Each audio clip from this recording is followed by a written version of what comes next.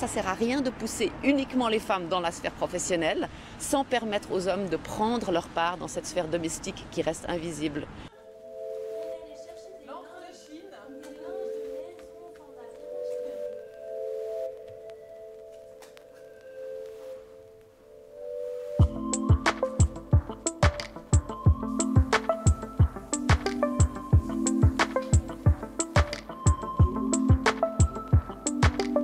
On a l'impression finalement qu'on est dans un pays où les choses se passent bien. En fait, en creusant un peu, on se rend compte qu'on a encore beaucoup de chemin à faire.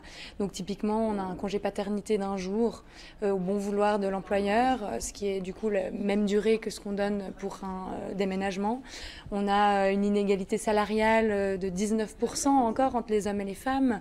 On a encore des institutions qui ne sont pas formées pour répondre aux problèmes de harcèlement, d'agression sexuelle. Typiquement, on demande encore beaucoup aux jeunes femmes aux femmes tout court qui vont déposer plainte à la police si elles avaient bu ce soir-là, comment est-ce qu'elles étaient habillées. On est très en retard sur justement le fait de permettre aux femmes de réellement exercer leur métier, que ce soit par les horaires scolaires, que ce soit par l'absence et le prix extrêmement élevé des crèches, par l'absence de congé parental. On est le pays qui accorde le congé maternité le plus bas de toute l'Europe. On n'a pas de congé parental du tout en Suisse. On n'a juste pas permis la réalisation dans les faits de cette égalité du côté professionnel. Mais j'aimerais aussi rappeler que justement ça ne sert à rien de pousser uniquement les femmes dans la sphère professionnelle sans permettre aux hommes de prendre leur part dans cette sphère domestique qui reste invisible justement aujourd'hui.